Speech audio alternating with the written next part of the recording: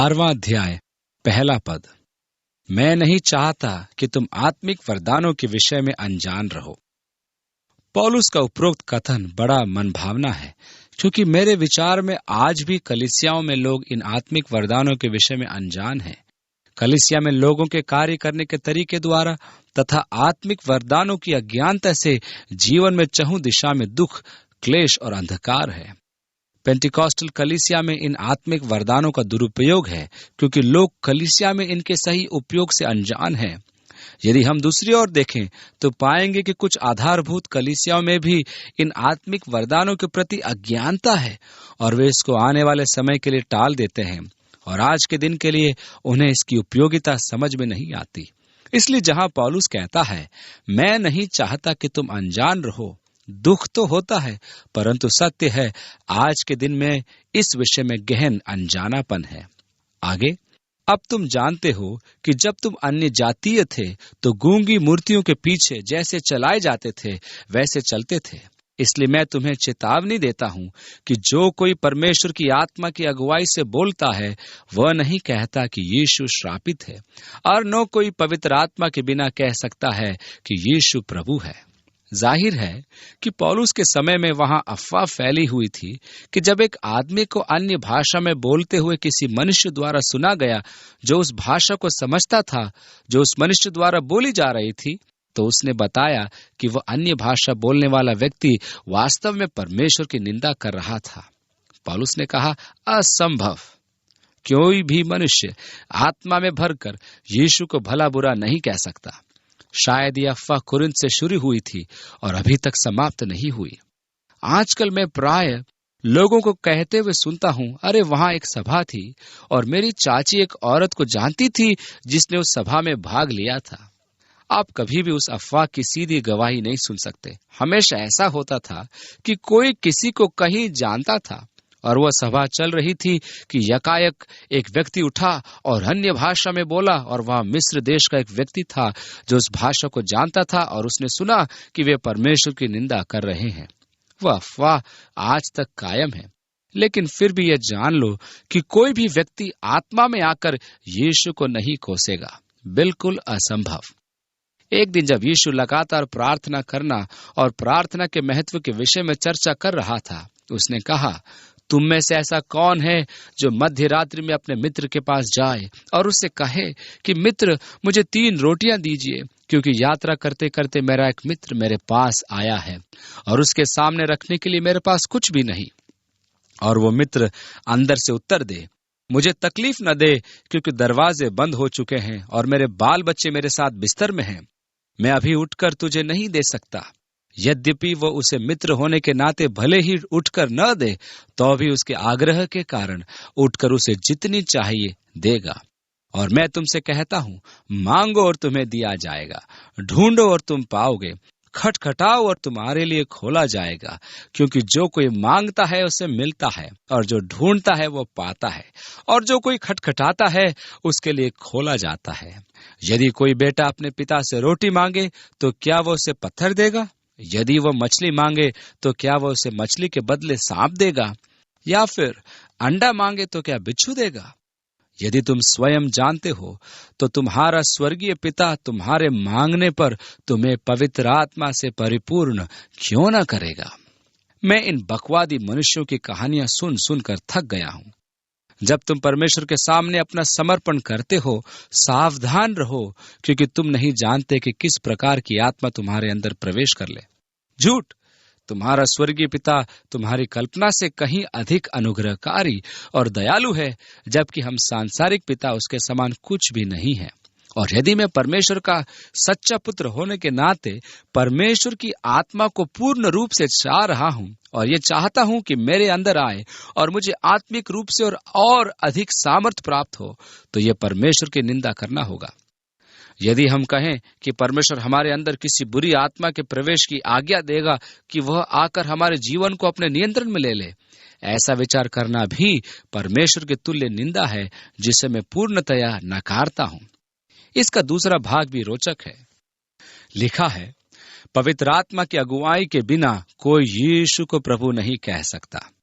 यदि मैं सच्चे हृदय से यीशु मसीह को अपना प्रभु स्वीकार करता हूँ तो ऐसा इसीलिए कर पाता हूँ क्योंकि पवित्र आत्मा मेरे जीवन में कार्य करता है। यदि तुमने यह इकरार किया है तो इसका कारण पवित्र आत्मा का तुम्हारे जीवन में कार्य करना है। तुम पवित्र आत्मा से अलग होकर कुछ नहीं कर सकते। तुम सच्चे हृदय से कभी यह नहीं मान सकते कि यीशु ही प्रभु है जब तक कि पवित्र आत्मा तुम्हारे जीवन में कार्य न करे। आगे लिखता है, वरदान तो कई प्रकार के हैं परंतु आत्मा एक ही है।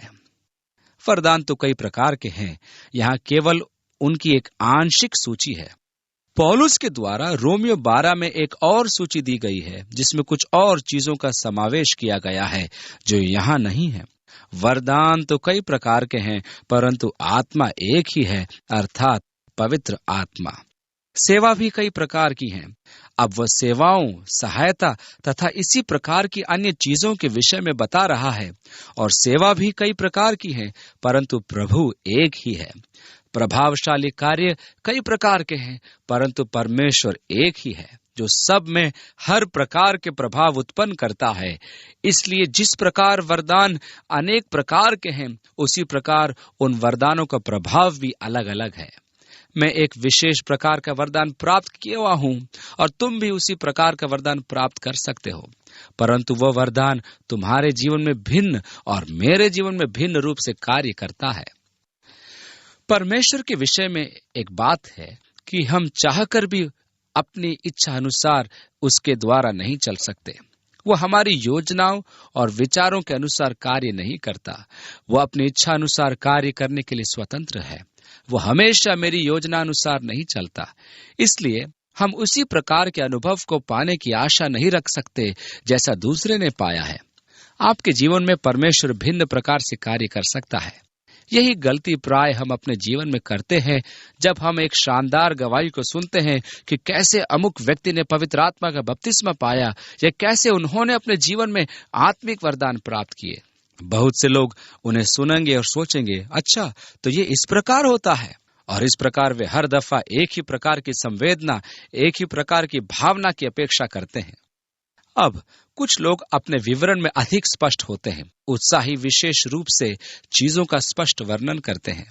मैं पियानो बजा रहा था और मुझे ऐसा लगा कि कोई चीज मेरे सिर से अंदर प्रवेश कर रही है और जो मेरे सारे शरीर में नीचे तक समा गई और मेरा सारा शरीर कांपने लगा। और इसी प्रकार की लोग बातें करते हैं। और इसलिए मैं परमेश्वर की प्रतीक्षा कर रहा था और कह रहा था, हे प्रभु परमेश्वर, मैं आपके पवित्र आत्मा को और अधिकाई से चाहता हूँ। और मैं अपने सिर में पवित्र आत्मा को महसूस करने की प्रतीक्षा करने लगा, परंतु कुछ नहीं हुआ। और मैंने प्रतीक्षा की और भी प्रतीक्षा की कि मेरे अंदर भी पवित्र आत्मा के प्रवेश का अनुभव हो। और मैं सोचता हूँ कि शायद आज नहीं तो कल रात्रि अनुभव होगा। क्यों? क्योंकि मैं किसी दूसरे के अनुभव की नकल कर रहा हूँ। हम सब जानते हैं कि परमेश्वर तक पहुँचने का मार्ग यीशु मसीह है, परंतु हम सबका व्यक्तित्व अलग अलग है और हम सब भिन्न भिन्न तरीकों से, भिन्न भिन्न अनुभवों के आधार पर यीशु मसीह को अपना उद्धारकर्ता ग्रहण करते हैं। और चूंकि हम सबका व्यक्तित्व अलग अलग है, इसलिए हमारे जीवनों में परमेश्वर अलग अलग रूप से कार्य करता है। परमेश्वर हमसे विभिन्न प्रकार से बातचीत करता है और हमारे अनुभव भी नाटकीय रूप से अलग अलग हो सकते हैं, चाहे हम पवित्र आत्मा के एक ही प्रकार के वरदान का प्रयोग कर रहे हों। मेरे जीवन में वह जिस प्रकार से करता है वह आपके जीवन में कार्य करने के तरीके से भिन्न हो सकता है। जिस संवेदनशीलता को मैं महसूस करता हूं वह आपके अनुभव से भिन्न हो सकती है। इस प्रकार हमें ऐसा प्रयत्न नहीं करना चाहिए कि हमें भी वही अनुभव हो जो दूसरों को हुआ था।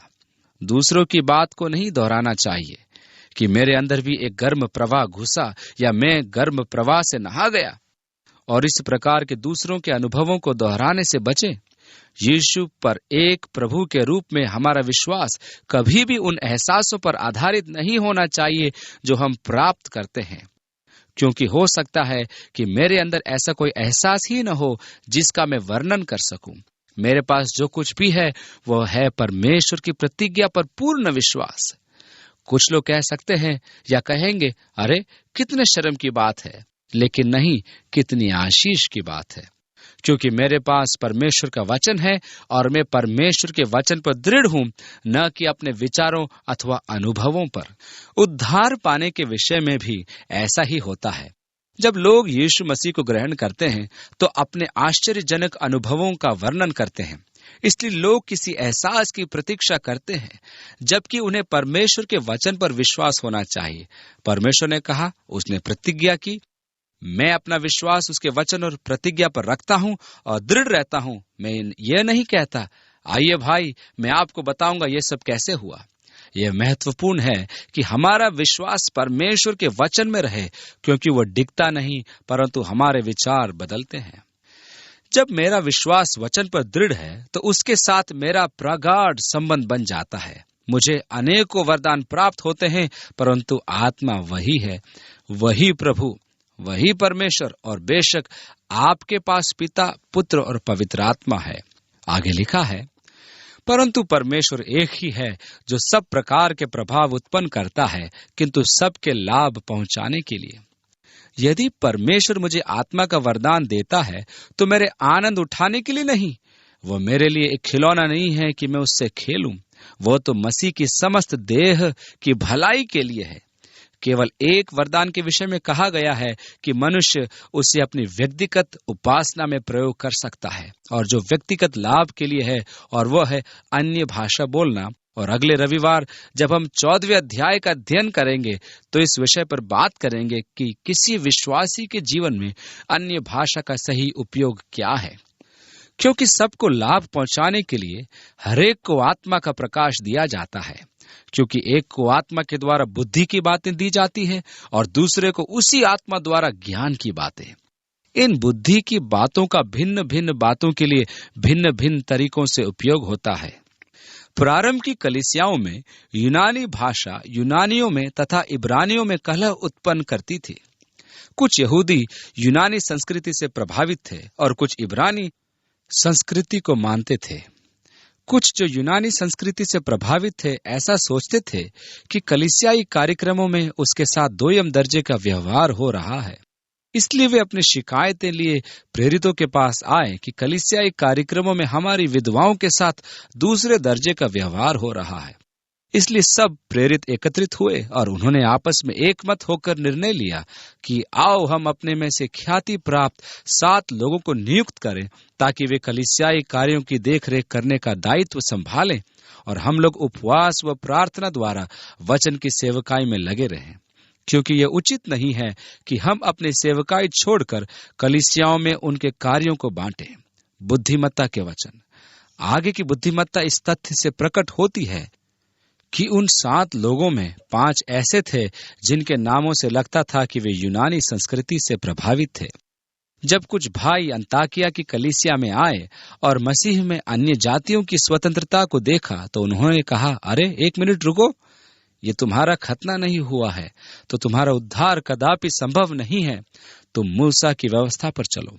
इसलिए पौलुस और बरनबास ने इन लोगों को एकत्र किया और वे लोग यरूशलेम को गए कि इस विवाद का निपटारा करें। अतः वे यरूशलेम की कलीसिया में आए और इस बात का उनमें आपस में बड़ा मतभेद उभरा। तब पतरस ने खड़े होकर कहा, हे भाइयों, तुम जानते हो कि बहुत दिन हुए परमेश्वर ने तुम में से मुझे चुन लिया कि मैं मेरे मुंह से अन्य जातीय सुसमाचार का वचन सुनकर विश्वास करें। और जब मैं बोल रहा था तो पवित्र आत्मा मुझ पर उतरा। मैं कौन था कि परमेश्वर के वचन का प्रतिकार करता। मैं नहीं सोचता कि हमें उनकी गर्दन पर जुआ रखने की कोशिश करनी चाहिए जिसे हम कभी नहीं उठा सके।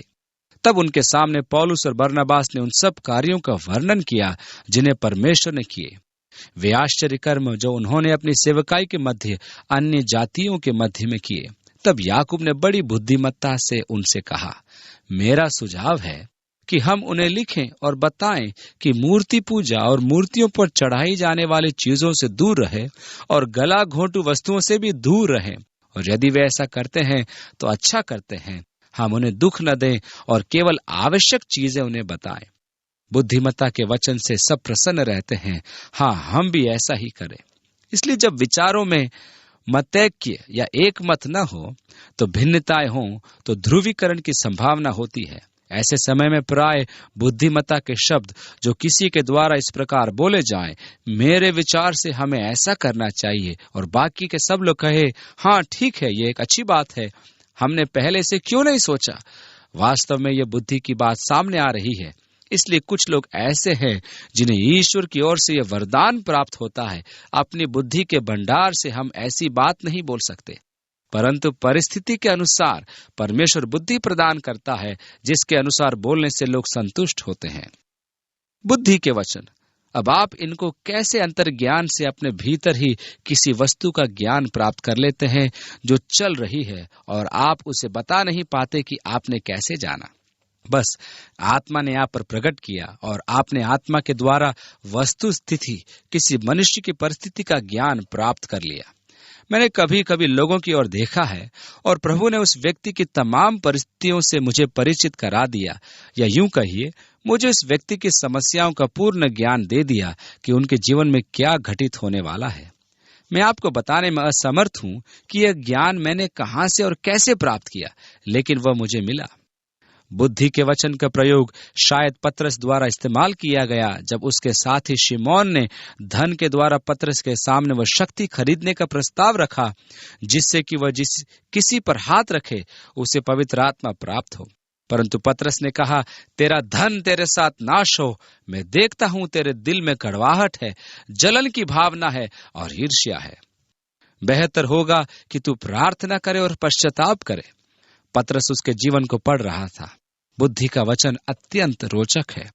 वास्तव में मुझे हमेशा मालूम होता है कि यह कब कार्य करती है। कई बार मंच से वचन की सेवकाई करते समय ज्ञान की बातें निकल जाती है और मुझे इसकी बिल्कुल जानकारी नहीं होती। कुछ दिनों के अंतर में एक बार मुझे इन कतिपय धर्म प्रचारकों से ठोकर लगती है जो केवल कागजों पर सेवकाई करते हैं। वे बस पत्र लिखते हैं, वे बाहर घूमते हैं और तस्वीरें लेते हैं। हम लोग उनसे मिलें और परमेश्वर के कार्य के लिए अपना सहयोग देते रहें ताकि उसका कार्य चलता रहे, और वे कुछ नहीं करते सिवाय बैठे रहने के और अपने अपने क्षेत्रों से साधारण पत्र भेजने के अलावा वे और कुछ नहीं करते। वे वास्तव में परमेश्वर की कोई सेवा नहीं करते। और एक रात इस प्रकार के लोगों से सामना हुआ और मैंने कहा, क्या तुम जानते हो कि वे लीडो द्वीप में रहते हैं और सफेद कैडिलैक गाड़ी चलाते हैं? मैं वहां के प्राकृतिक नजारों का वर्णन कर रहा था। सोमवार की सुबह जब इन सेवाओं का रेडियो पर प्रसारण हुआ तो खिजलाहट से भरा मुझे एक फोन आया। मैंने चिड़चिड़ाहट से भरा फोन उस मनुष्य का प्राप्त किया जो लीडो द्वीप में रहता है, सफेद कैडिलैक गाड़ी चलाता है और जो पत्रों के माध्यम से सेवकाई का कार्य करता है। उसने कहा, आपको मेरी सेवकाई के विषय में कुछ भी कहने का अधिकार नहीं है। आप नहीं जानते प्रभु के लिए मैं क्या कर रहा हूं। मैंने कहा, मैं वास्तव में नहीं जानता कि आप कौन है। कल रात्रि आप मेरे विषय में बात कर रहे थे, यहाँ मेरे घर के विषय में जो लीडो में है और मेरी सफेद कैडिलैक गाड़ी के विषय में। मैंने कहा, महाशय, मैं आपके बारे में बिल्कुल भी नहीं जानता। अपने जीवन में मैंने आपके विषय में सुना ही नहीं। मैं एक उदाहरण गढ़ने जा रहा था, क्योंकि लीडो नामक अमीरों का एक रिहायशी इलाका था जहां के निवासियों के लिए कैडिलैक गाड़ी एक महामारी के समान थी। और मैंने कहा, परंतु मैं आपको नहीं जानता। परंतु आगे फिर मैंने कहा, यदि मैं आपके स्थान पर होता तो निश्चय ही मैं अपने आप को जांचता। कभी कभी बड़ी अजीबो गरीब परिस्थितियों में भी ज्ञान के कुछ शब्द निकल आते हैं। मेरा मतलब है कुछ आश्चर्यचकित करने वाली चीजें।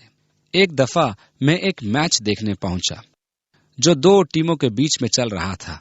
गेंद एक टीम के 15 गज की लाइन के भीतर थी। तो जिस दोस्त के साथ मैं खेल देखने गया था, मैंने उससे कहा, देखो अगले खेल में डेविस बाईं तरफ से गेंद ले जाएगा और खेल पर छाया रहेगा। मेरी पत्नी का कहना है कि मेरी आवाज बहुत तेज है और वो कहती है, प्रिय, जब तुम किसी होटल में हो तो अपनी आवाज को बातचीत करते समय धीमा रखना चाहिए, क्योंकि अन्य लोग आपकी बातों को सुनते हैं। तो लोगों ने मेरी बातों को सुना और दूसरे खेल में बॉल डेविस को दी गई और एक दफा गेंद डेविस के पास आई तो उसने अंतिम सीमा तक पहुंचकर ही दम लिया। आगे की 5 पंक्तियों में बैठे लोग मेरी ओर मुड़े और पूछा, अब आगे क्या होगा? क्यों, मुझे क्या मालूम कि मैंने ऐसा कैसे कह दिया। इस प्रकार का पूर्वानुमान इससे पहले मैंने कभी नहीं किया, परंतु कुछ ऐसा हुआ कि मेरे मुंह से ऐसा निकल पड़ा और वैसा ही होने पर अन्य लोगों के साथ मैं भी अचंभित हो गया।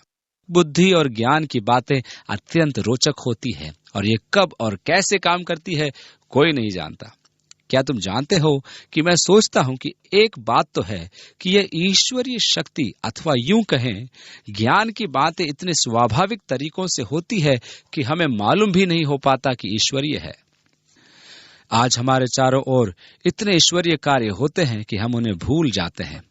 हमें उनके विषय में ज्ञान नहीं हो पाता क्योंकि वे इतने स्वाभाविक रूप में होते हैं कि मैं सोचता हूं कि यदि परमेश्वर मुझसे बात करे कि यह होने वाला है। ये क्या तुम्हारे तो सिर के बाल खड़े हो रहे हैं? क्या तुम जानते हो कि परमेश्वर तुमसे बात कर रहा है? मेरा मतलब है आप उसकी आवाज पहचान सकते हैं। उसमें वह कंपकपाहट है।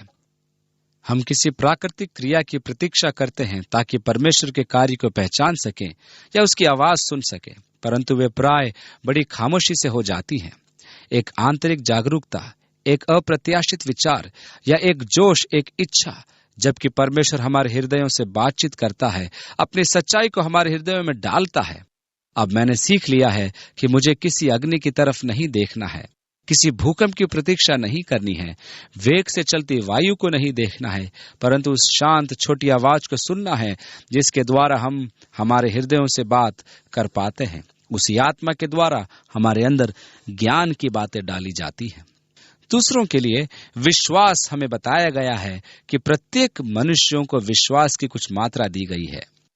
वही विश्वास जिसके द्वारा मैं यीशु मसीह पर विश्वास करता हूं और परमेश्वर के अनुग्रह से वरदान के रूप में प्राप्त हुआ, और उसी के अनुग्रह से विश्वास के द्वारा हमारा उद्धार हुआ, और ये अपने आप में नहीं अपितु परमेश्वर से वरदान के रूप में प्राप्त हुआ। यीशु मसीह में मेरा विश्वास मुझे परमेश्वर से प्राप्त हुआ। जब पतरस यूहन्ना के साथ मंदिर को जा रहा था तो उन्हें मार्ग में एक भिखारी भीख मांगते हुए मिला, और पतरस ने कहा, मेरे पास सोना या चांदी तो नहीं है, परंतु जो कुछ मेरे पास है उसे देने में मुझे खुशी होगी। नासरत के यीशु के नाम से तू अपने पैरों पर खड़ा हो जा और चल फिर। और उस व्यक्ति को उसके पैरों पर खड़ा कर दिया। ये सब जो उसने किया उसका विश्वास था, जिसके अनुसार उसने एक लंगड़े आदमी को उसके पैरों पर खड़ा कर दिया, और उस मनुष्य के टखनों में तुरंत बल आ गया और वह उछलने, कूदने और परमेश्वर की स्तुति करने लगा। और वो मंदिर में गया और लोगों ने उसे देखकर कहा, क्या ये वही लंगड़ा मनुष्य नहीं जिसे हम मंदिर के द्वार पर वर्षों से देखते रहे हैं? हाँ, वह निश्चय ही उसी के समान है। वह चारों ओर दौड़ दौड़ कर क्या क्या कर रहा था मुझे नहीं मालूम। आओ हम पता करें।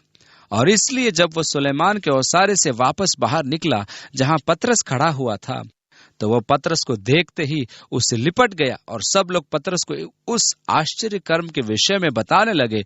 और इसलिए पतरस ने उनसे कहा, हे इजराइल की संतानों, तुम इस कार्य पर क्यों आश्चर्य करते हो और मेरी तरफ या हमारी तरफ ऐसे क्यों देखते हो जैसे मानो हमने अपनी धार्मिकता के कारण ही इस लंगड़े मनुष्य के साथ ये अच्छा कार्य किया हो।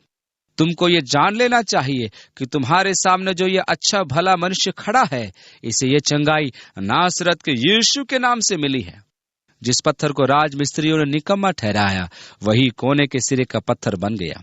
ये मनुष्य आज अपने विश्वास के कारण ही पूर्ण स्वस्थ रूप में आप सबों के सामने खड़ा है।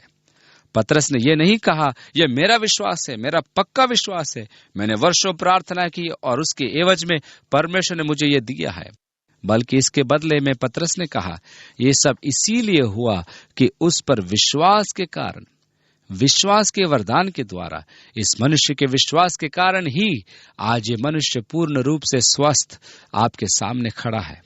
इसलिए पतरस ने इस बात को पहचाना कि उसके स्वयं के थोड़े से विश्वास की वजह से ऐसा नहीं कि मैं सारी जगहों में घूम घूम कर लंगड़ों को उनके पैरों पर खड़ा करूं, परंतु उस घड़ी में परमेश्वर ने उसे विश्वास दिया और उसे वो विश्वास का वरदान उस विशेष समय के लिए दिया गया, और उसने विश्वास से उस मनुष्य की तरफ देखा और परमेश्वर के द्वारा वो मनुष्य चंगा किया गया। विश्वास का वरदान और वह विश्वास का विशेष वरदान उस विशेष समय के लिए दिया गया, और उसने विश्वास से उस मनुष्य की तरफ देखा और परमेश्वर के द्वारा वह मनुष्य चंगा किया गया।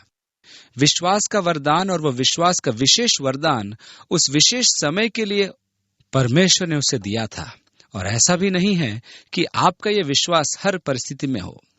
विश्वासी मनुष्य को कई बार असफलताएं भी झेलनी पड़ती है। विश्वासियों के पिता अब्राहम से परमेश्वर ने कहा, तुम्हारे यहाँ एक पुत्र उत्पन्न होगा। परमेश्वर ने कहा, मैं तुम्हें एक पुत्र देने जा रहा हूं अब्राहम। सारा अपने मासिक धर्म के समय से गुजर गई थी। परमेश्वर ने कहा, अब्राहम, मैं तुम्हें एक पुत्र देने जा रहा हूं। सारा ने कहा, अब्राहम, आओ हम मूर्ख बनना छोड़ें। परमेश्वर को सहायता की आवश्यकता है। वह यदि तुम्हें पुत्र देना चाहता तो तुम मेरी दासी हजीरा के पास जाओ, और जब बच्चा उत्पन्न हो जाए तो मैं दाई बनकर उसे बच्चा ले लूंगी, और वो मेरे बच्चे की तरह होगा और तुम्हारा बेटा कहलाएगा। और हम परमेश्वर की सहायता करके उसके वचन को पूरा करेंगे, क्योंकि इस घड़ी हमें पूर्ण रूप से व्यवहारिक होने की आवश्यकता है। और इस प्रकार इश्माएल का जन्म हुआ।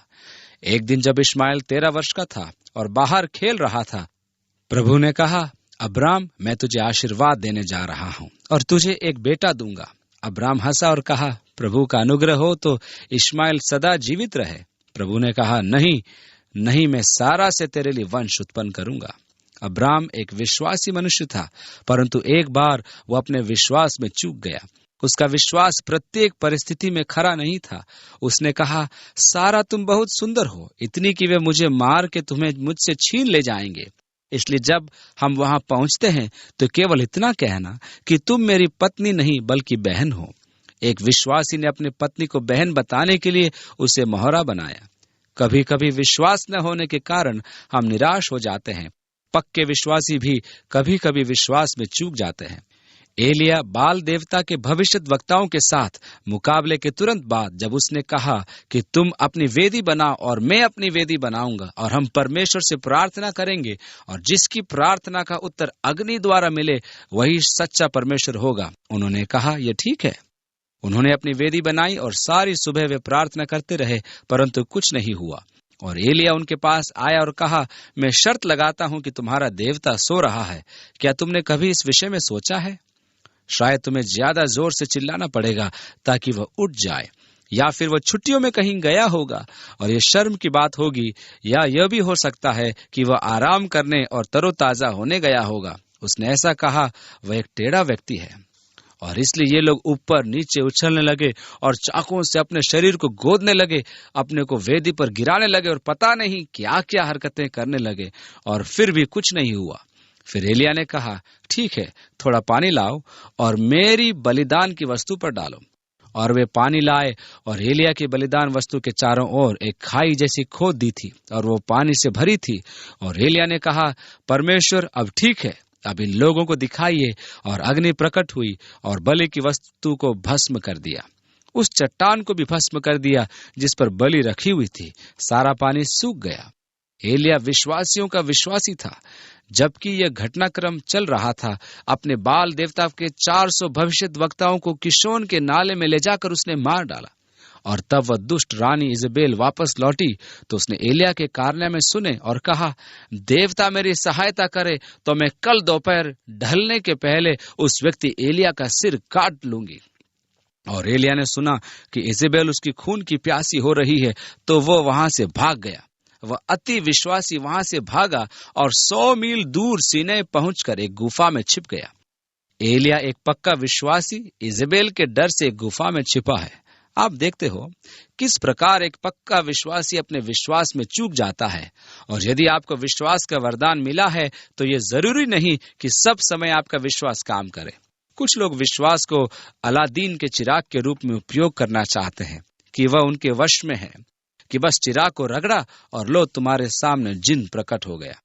परंतु एक विशेष समय और परिस्थितियों में परमेश्वर विश्वास को बढ़ाता है और परमेश्वर की महिमा होती है जब वो आपको विश्वास प्रदान करता है, यह प्रदर्शित करने के लिए कि वह आपके लिए कुछ करने जा रहा है, और आप में आत्मविश्वास, विश्वास और परमेश्वर में शांति उदय होती है।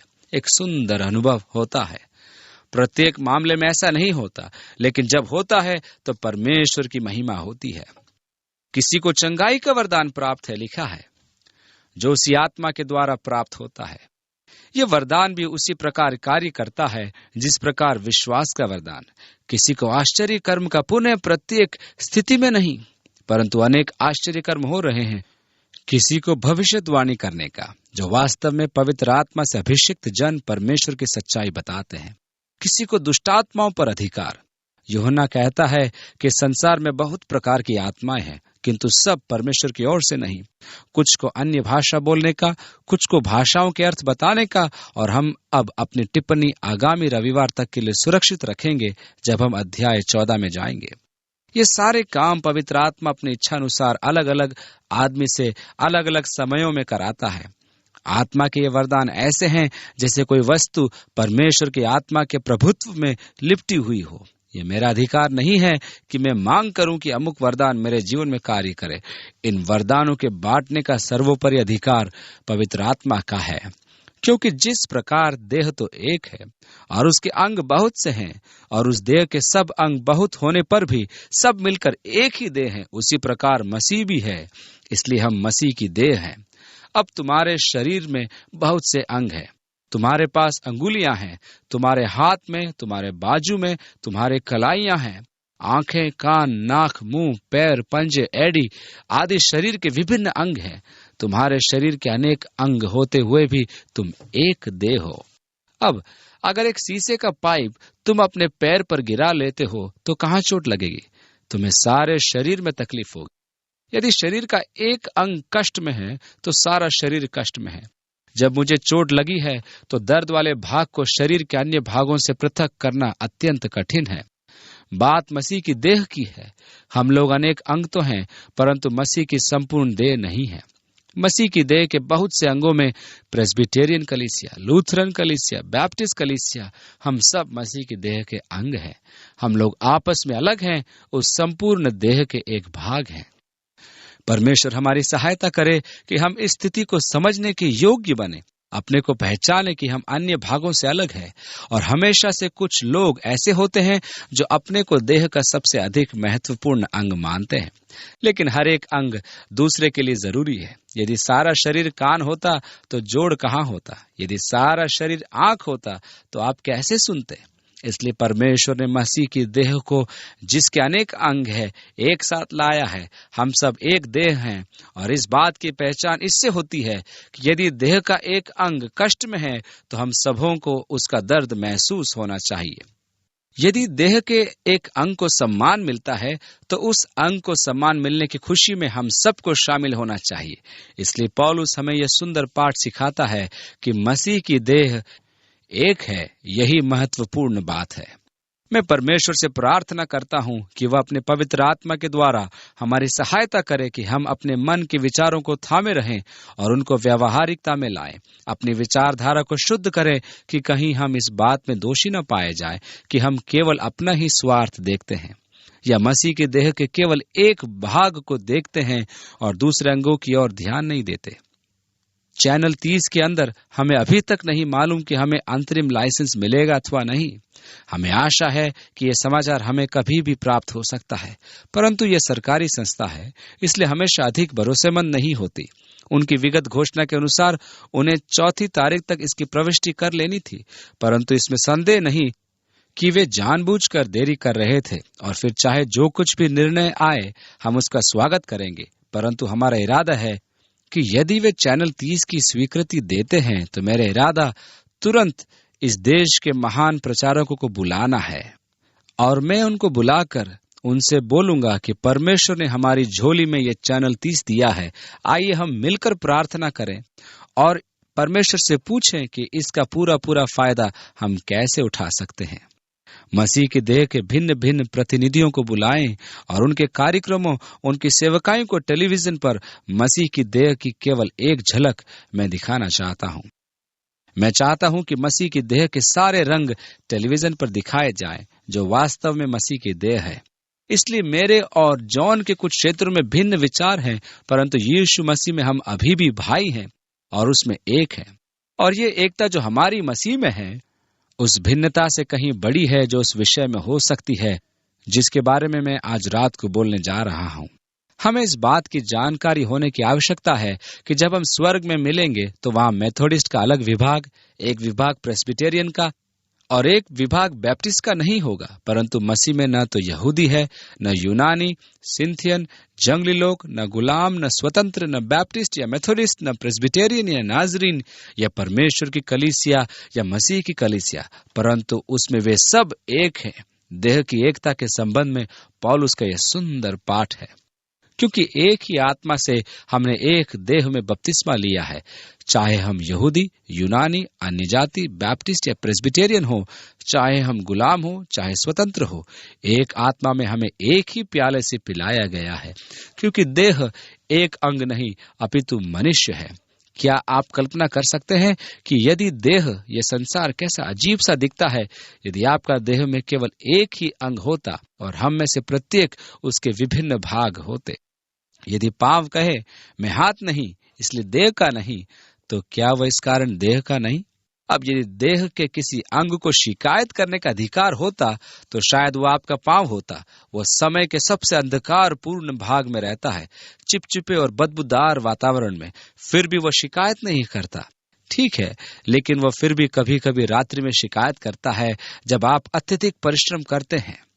मेरे कहने का अर्थ है कि वह फिर भी अपने स्थान में ही रहकर कार्य करता है। वह आपकी संपूर्ण देह का केवल एकमात्र एक भाग है। वह नहीं चाहता कि उसको इतना सम्मान मिले कि वह घुटने या ऐसे ही किसी अंग का भाग बन जाए। वह ये नहीं कहता कि मैं इस गंदे वातावरण से निकलकर बाहर आना चाहता हूँ। यदि कान कहे कि चूंकि मैं आंख नहीं हूँ इसलिए देह का नहीं, तो क्या वह इस कारण देह का नहीं है? कुछ लोग इस प्रकार के भी होते हैं जो स्वयं को बहुत कुछ समझते हैं कि हम ऐसे हैं, हम वैसे हैं, हम कलीसिया के अंग नहीं हैं। वे देह के महत्व को नहीं समझते। यदि सारी देह आंख की होती तो सुनना कहाँ होता? यदि सारी देह सुनती तो सूंघना कहाँ होता? परमेश्वर ने शरीर के प्रत्येक अंग को अपनी इच्छा अनुसार स्थापित किया है, जैसा उसको भाया। मैं पुनः कहता हूँ, जैसा उसको भाया। नए नियम में यह एक महत्वपूर्ण मुहावरा है जिसे आपको प्रतिदिन के वार्तालाप में प्रयुक्त करना है। जैसा उसको भाया, जैसा उसको भाता है परमेश्वर हमें देह देता है, हमारी नई देह। यदि वे सब एक ही अंग होते तो देह कहाँ होती? लेकिन अब क्या वे अनेक अंग हैं? फिर भी एक देह।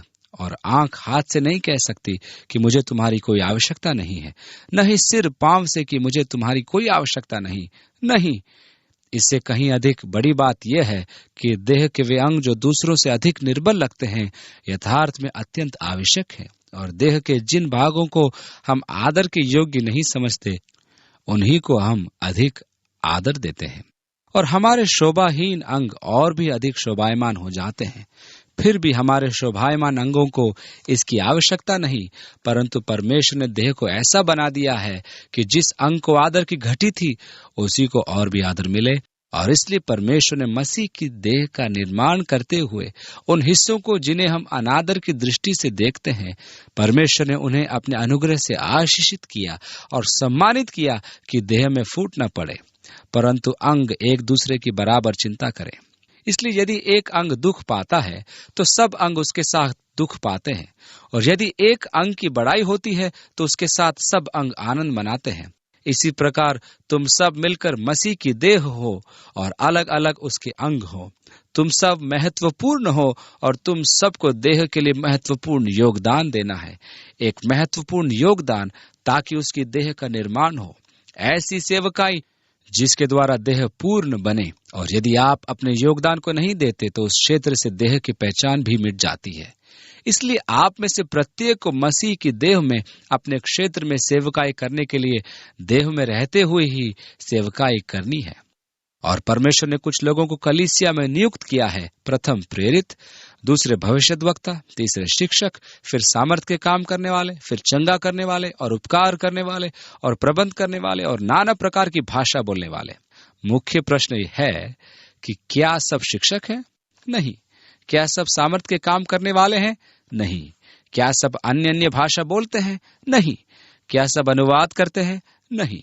इसलिए तुम बड़े से बड़े वरदानों की धुन में रहो, परंतु मैं तुम्हें और भी सबसे उत्तम मार्ग बताता हूं जो इन आश्चर्यजनक वरदानों से कहीं अच्छा है, चाहे वह चंगाई का वरदान हो या जो कुछ भी परमेश्वर ने तुम्हारे जीवन में अच्छाई के लिए दिया हो। मैं इस अध्याय के 28वें पद पर अपने उद्देश्य में चर्चा करूंगा और अगले सप्ताह हम कुरिन्थियों के 13वें अध्याय में प्रवेश करेंगे, जो बाइबल के महानतम अध्यायों में से एक है।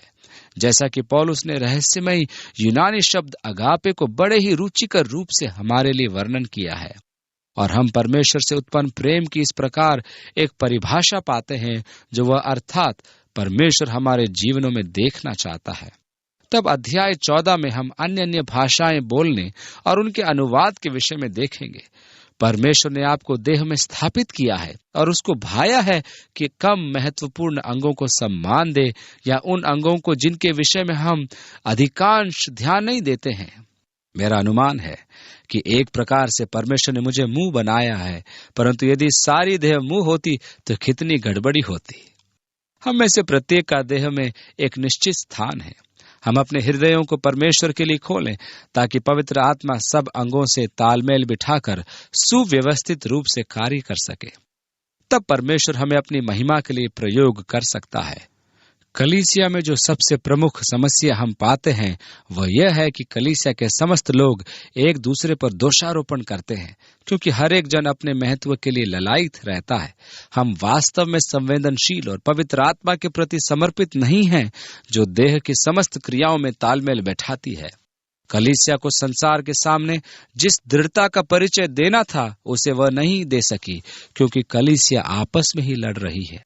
अब यदि तुम्हारे शरीर ही ने ऐसा किया होता तो क्या होता? यदि तुम्हारा हाथ का आदर्श तुम्हारे बाजू से भिन्न होता तो वह क्या करना चाहता? या तुम्हारे दोनों पांव अलग अलग स्थानों की चाह रखते? तब संसार के सामने तुम्हारी देह की जो छवि बनती वह अत्यंत विकृत होती, क्योंकि प्रत्येक अंग अपनी इच्छा अनुसार कार्य करना चाह रहा है और पवित्र आत्मा के प्रति समर्पित नहीं है। इसलिए हमें कितनी आवश्यकता है कि हम पवित्र आत्मा के प्रति पूर्ण रूपेण समर्पित रहें कि वो कलीसिया की गतिविधियों में, जो यीशु मसीह की देह है, तालमेल बिठा सके। आप पवित्र आत्मा के प्रति संवेदनशील बने रहें, पवित्र आत्मा के प्रति समर्पित रहें और पवित्र आत्मा आपको इस्तेमाल करे। यीशु के नाम में आमीन।